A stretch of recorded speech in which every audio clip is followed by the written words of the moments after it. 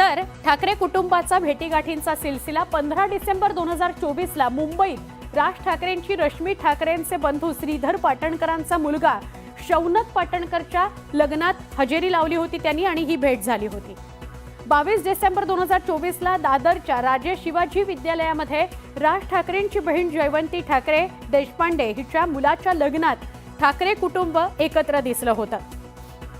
23 February 2025 ला शासकीय अधिकारी महेंद्र कल्याणकरांच्या मुलाच्या लग्नात ठाकरे कुटुंबाची भेट आणि मनमोकळ्या गप्पा झालेल्या आपण सगळ्यांनी पाहिल्या होत्या।